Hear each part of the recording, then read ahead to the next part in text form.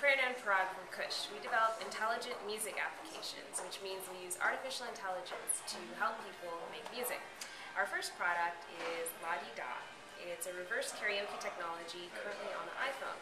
And the way this works is you sing into Ladida. It's very simple. You just press the red record button, start singing, and it'll analyze what you're singing and compose music to match. So maybe we'll start off with a little demo, and then Parag can tell you a little bit about how it works. Sure. I guess just before, I guess I'll start with the demo.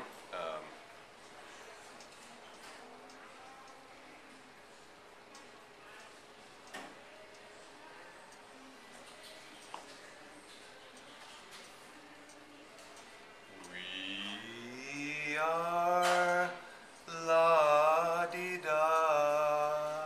I am singing very badly.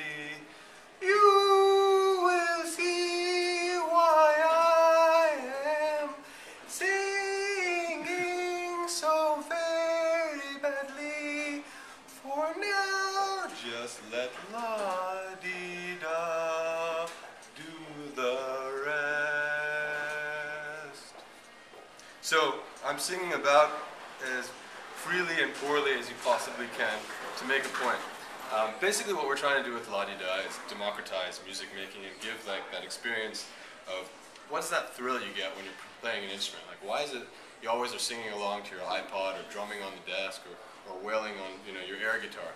It's because performing music gives you a different thrill.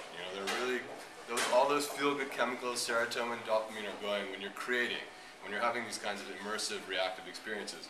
And that's what we're trying to do here with Ladida. We are la-di-da. I am singing very badly.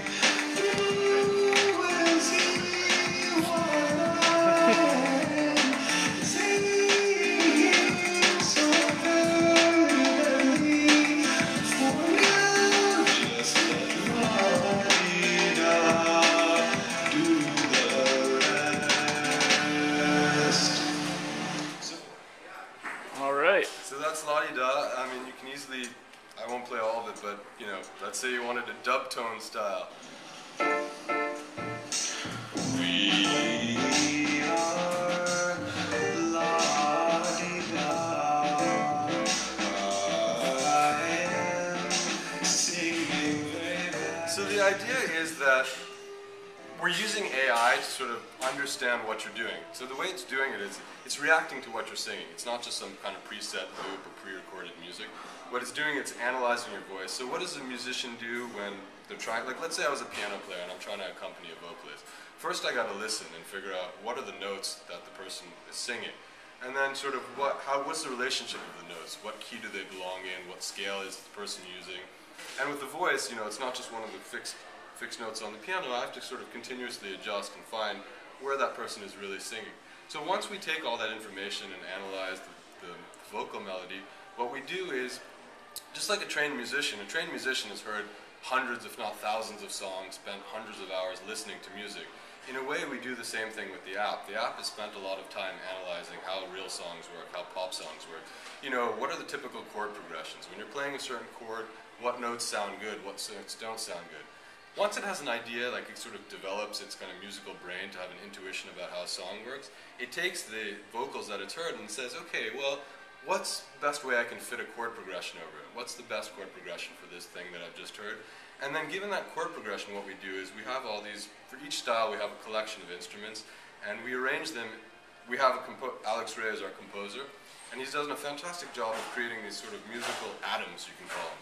And what the technology does is, it takes these atoms and it rearranges them in real time to create the song. So basically from these small little parts, these building blocks, and using the analysis, we put it together to create this complete song that you're hearing.